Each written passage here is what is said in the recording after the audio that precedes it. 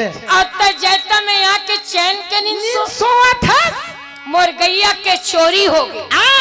मोर गैया ला बचा। अच्छा और मोर गैया ला नहीं छोड़ा के लाबे तब तो मैं ब्राह्मण देवता तुम्हें श्राप दे दूंगा। का श्राप है शेर छाप कौन सी जगह है? हांदे ए बता मैं शराब किसके होगा?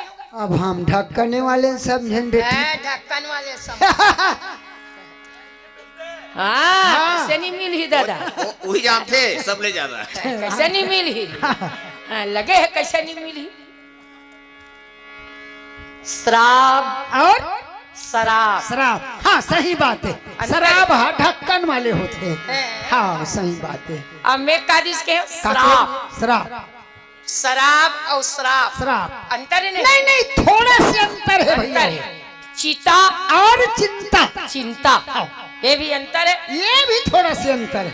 बलि और बाली बाली बाली बड़ा और बड़ी दोनों उड़ीदार के। हाँ दोनों सब्जी बना खाए जाते। बरल घलो पीठी बना पका खाए जाते। बड़ी सब्जी बना खा लेकिन दोनों हैं उड़ीदार के। पर अंतर है थोड़ा। हाँ अंतर है छोटे बड़े। ये टोकरा बड़ बात जमा लेते कैसे कहीं बने घलो के लागते हो। बड़ी ना बने लागते। चुप ना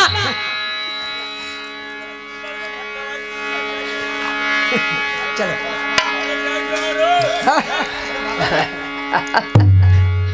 ले कोई बात जागी रही भावना जैसी नहीं है नहीं भाई हर के भावना एक नहीं रहे। अर्जुन मेरे गैया छोड़ाओ। गैया आ गई है। जय हो नर्मदा मैया जय हो। नंदी बाबा है। जाओ मेरे श्राप झोंक लो।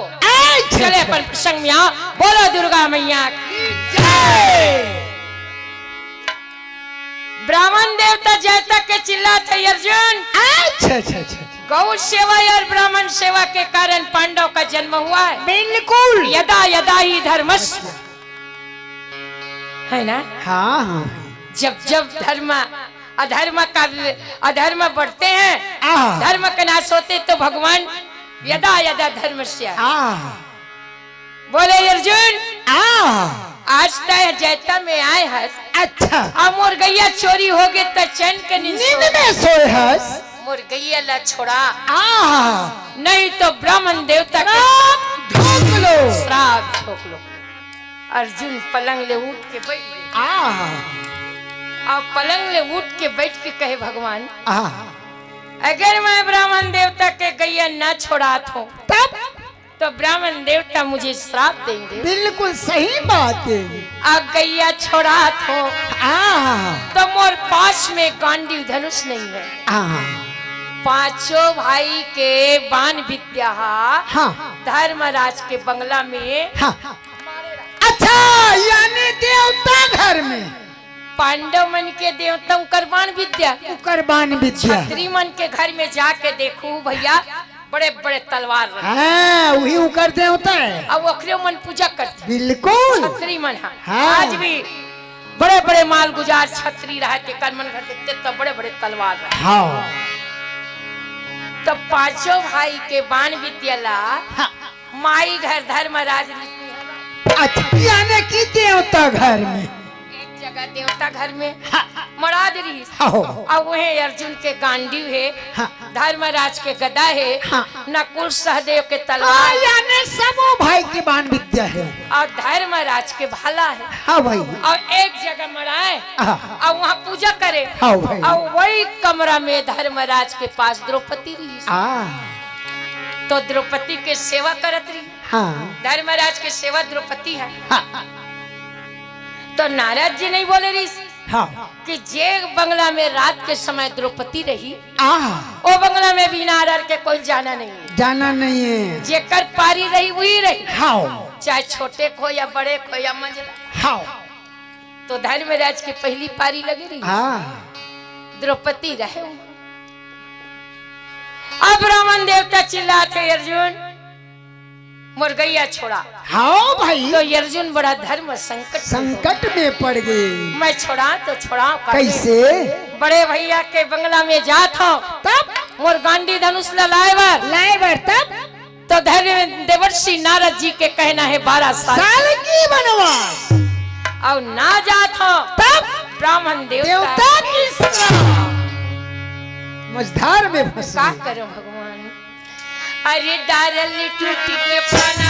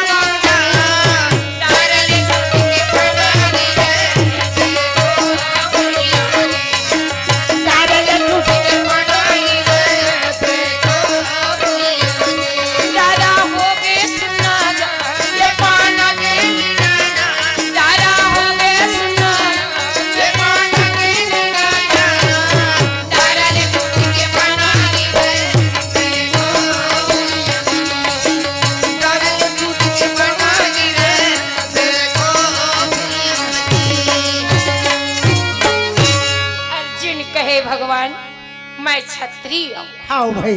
अगर चुपचाप बैठ जाऊँ तो काम नहीं चले।